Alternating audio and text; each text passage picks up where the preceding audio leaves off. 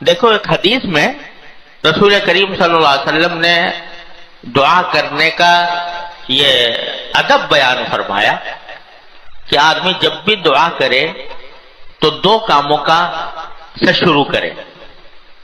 ایک اللہ تعالیٰ کی حمد، الحمدللہ رب العالمین، دعا کی شروع یہاں سے کرے، اللہم لک الحمد و لک الشکر.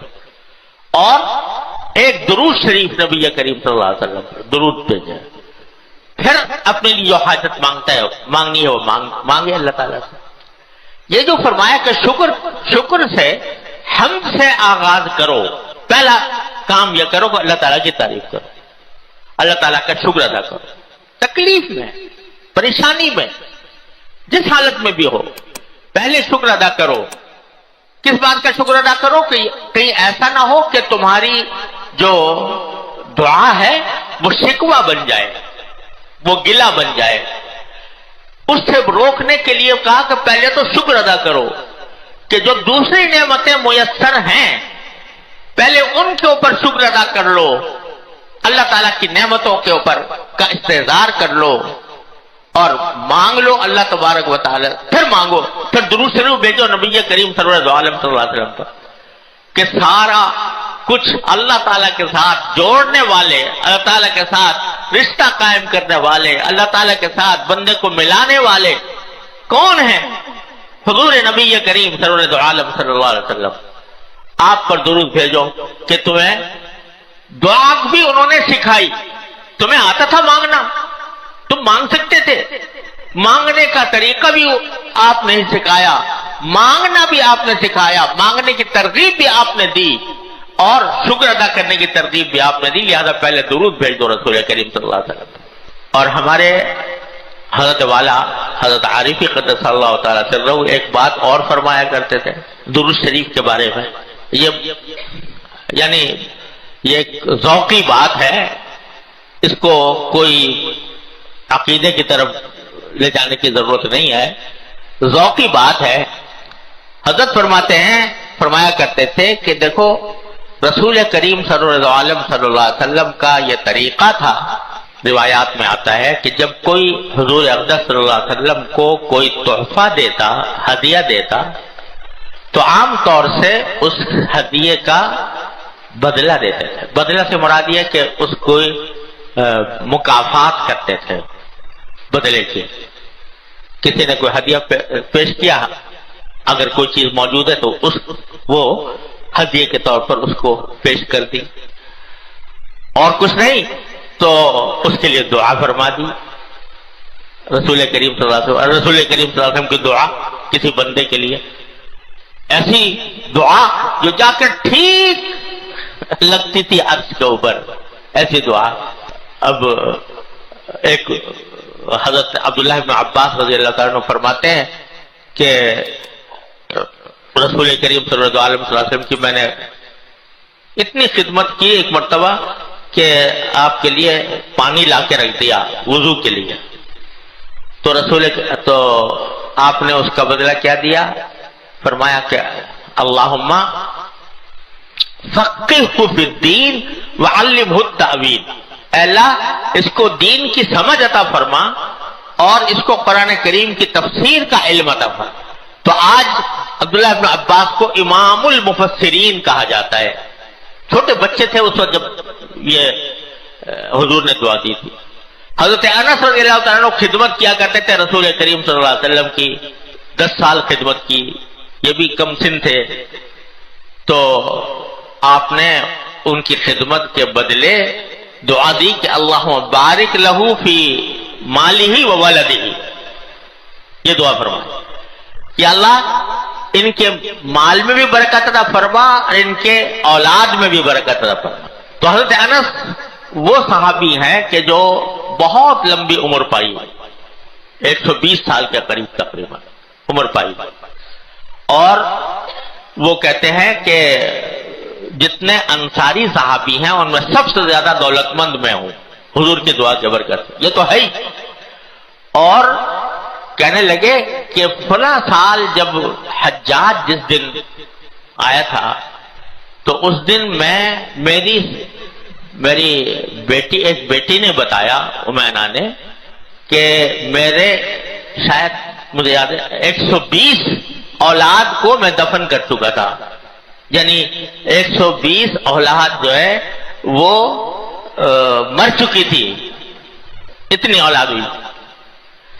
اور یہ کس نے بتایا؟ میری بیٹی نے، ایک بیٹی نے بتایا. تو اتنے 120 ہے یا مجھے ہو سکتا ہے عدد میں کوئی مبالغہ ہو، لیکن تقریباً اتنی ہی بتائی کہ اتنی اولاد مجھے اللہ تعالیٰ نے دی آپ کی اس دعا کی برکت سے کہ میرے مال میں برکت ہو اور میری اولاد میں برکت ہو. تو رسول کریم سرور عالم صلی اللہ علیہ وسلم کی سنت یہ تھی کہ کوئی نہ کوئی بدلہ عطا فرماتے تھے اس شخص کو جو کوئی ہدیہ پیش کرے یا کوئی خدمت کرے رسول کریم صلی اللہ علیہ وسلم کی. تو ہمارے حضرت فرماتے تھے، حضرت عارفی قدس اللہ تعالیٰ سرہ، کہ یہ درود شریف جو ہے یہ بندے کا اور امتی کا ایک ہدیہ ہے جو رسول کریم سرور عالم صلی اللہ علیہ وسلم کی خدمت میں پیش کیا جاتا ہے. اور حدیث میں یہ ہے کہ فرشتے یہ درود شریف لے کر جاتے ہیں سرکار دو عالم صلی اللہ علیہ وسلم کی خدمت میں، آپ کی خدمت میں لے جاتے ہیں اور آپ کو پہنچاتے ہیں کہ آپ کے فلاں امتی نے آپ پر درود بھیجا ہے. یہ باقاعدہ لے کر جاتے ہیں فرشتے رسول کریم صلی اللہ علیہ وسلم. تو ہمارے حضرت فرماتے تھے کہ بھائی ذوق کی بات، میرے ذوق کی بات ہے کہ جب عام زندگی کے اندر رسول کریم صلی اللہ علیہ وسلم کا یہ معمول تھا کہ کوئی ہدیہ پیش کرے تو کوئی نہ کوئی بدلہ اس کو عطا فرماتے تھے یا کم از کم دعا فرماتے تھے. تو جب ہمارا درود شریف پہنچے گا سرکار دو عالم صلی اللہ علیہ وسلم کی بارگاہ میں تو ضرور وہ آپ ہدیہ پیش کرتے ہوں گے، اس کا مکافات کرتے ہوں گے. اور مکافات کیا ہے؟ کہ دعا فرماتے ہوں گے کہ اس بندے کی حاجت ہے اللہ آپ پوری فرما دیجئے، دعا فرماتے ہوں. لہذا سکھایا یہ کہ اپنی بات بعد میں کہو، اپنی تکلیف اپنی حاجت بعد میں کہو، پہلے اللہ تعالیٰ کا شکر ادا کر لو، الحمدللہ کہہ لو، اللہ تعالیٰ کا شکر ادا کر لو، اور اس کے بعد نبی کریم صلی اللہ علیہ وسلم کی خدمت میں درود شریف کا ہدیہ بھیج دو، پھر مانگو. تو شکر سے آغاز کر کے، یہ شکر سے شروع کر کے یہ فرما دیا کہ شکر کہیں ایسا نہ ہو کہ میری دعا گلہ بن جائے، شکوہ بن جائے.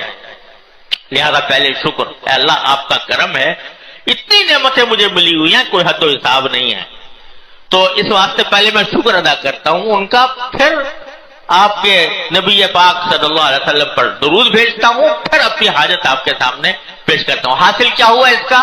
حاصل یہ کہ اللہ آپ نے بہت کچھ مجھے دے رکھا ہے، اللہ مجھے نعمتوں میں آپ نے پالا ہوا ہے اور میرے اوپر نعمتوں کی بارش ہو رہی ہے، لیکن ایک حاجت ہے میری، اے اللہ اس کو پورا فرما دی. یہ ہے بندے کی بندگی کا تقاضا.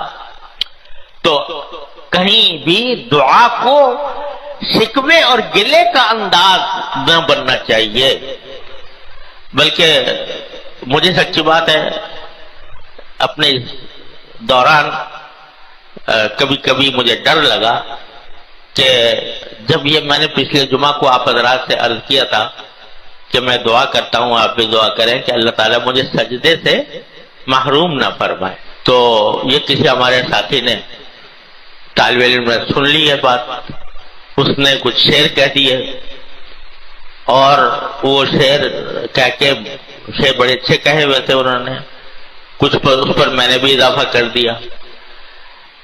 تو وہ یہاں تو آج دنیا میں ذرا سی بات کہو تو ساری دنیا میں پھیل جاتی ہے. سنا ہے کہ کہاں سے کہاں پہنچ گئی اور لوگوں نے اس پر کہاں سے کہاں پہنچ گئی. تو اس میں صرف دعا ہی دعا ہے کہ یا اللہ مجھے اپنی دہلیز تک پہنچا دے، مجھے سجدے میں کرنے کی توفیق عطا فرما دے. اور وہ پڑھے جانے لگے شعر لوگ. تو مجھے کبھی کبھی ڈر لگا کہ کہیں ایسا تو نہیں کہ یہ کوئی شکوہ ہو گیا ہو اللہ تعالیٰ سے. ارے بے شک زمین پر سجدہ کرنے کی نعمت اللہ تبارک و تعالیٰ کی بڑی عظیم نعمت ہے اور اس کو مانگنا ضرور چاہیے. لیکن جس حال میں رکھے وہی حال اچھا ہے. نہ تو ہے ہجر ہی اچھا، نہ وصال اچھا ہے، یار جس حال میں رکھے وہی حال اچھا. مولانا رومی رحمت اللہ علیہ فرماتے ہیں کہ چونکہ بر میخت ببندت بستباش، چونکہ بر میخت ببندت بستباش، چون کشایت چابکو بر جستباش، کہ اگر اللہ تعالیٰ تمہیں کسی وقت میخ سے یعنی کیل سے گاڑ دے اور باندھ کر بٹھا دے تو بندھے پڑے رہو، یہی اس کی مرضی ہے، یہی اس کا فیصلہ ہے، تو بندھے پڑے رہو. اور چون کشایت چابکو پر جستباش، جب وہ کھول دے تو پھر تیز رفتاری سے کام کرو. تو تمہاری تجویز کیا ہے؟ تم کیا ہو؟ تمہاری تجویز کیا ہے؟ بات یہ ہے کہ فیصلہ انہی کا ہے اور اسی پر راضی رہنا چاہیے، اسی پر خوش رہنا چاہیے. جب وہ زمین کے سجدے کی نعمتیں اور اس کا اجر اور اس کا حساب وہ ایسے جھک کر سجدے کرنے میں دے رہے ہیں تو ان کا کرم ہے، ان کی عطا ہے، وہ کوئی ایسی بات نہیں ہے کہ جس کو معاذ اللہ برا مانا جائے. تو وہ تو ان کا فیصلہ. تو کیا کرو کہ راضی بقضا رہو، اللہ تعالیٰ کی تقدیر پر راضی رہو. چونکہ بر میخت ببندت بستباش، چون کشایت چابکو بر جستباش. تو اللہ تبارک و تعالیٰ چاہ رہے ہیں کہ تم ابھی بندھے پڑے رہو، تو رہو بندھے پڑے ہوئے. کیا ہے؟ اسی میں ان کی رضا ہے، اسی میں ان کی خوشی ہے، تو اسی میں تمہاری خوشی ہونی چاہیے. حضرت ذوالنون مصری رحمت اللہ علیہ بڑے درجے کے اولیاء اللہ میں سے ہیں. ان سے کسی نے پوچھا کہ حضرت کیسے مزاج ہیں، کیا حال ہے؟ تو انہوں نے جواب میں فرمایا تم اس شخص کا کیا حال پوچھتے ہو، اس شخص کا کیا حال پوچھتے ہو جس میں دنیا کا کوئی کام اس کی مرضی کے بغیر نہیں ہوتا. اپنے بارے میں فرمایا کہ دنیا میں جتنے کام ہو رہے ہیں میری مرضی کے خلاف کوئی کام نہیں ہوتا، سب کام میری مرضی سے ہوتے. تو وہ بڑا حیران ہوا کہ بھئی یہ کیسے آپ نے کہہ دیا کہ جو کام ہوتا ہے میری مرضی سے ہوتا ہے؟ یہ تو بڑے بڑے لوگوں کو بھی حاصل نہیں ہوتی یہ بات کہ ہر کام ان کی مرضی سے ہو رہا ہو. یہ کیسے ہوتا ہے کہ ہر کام آپ کی مرضی سے ہوتا ہے؟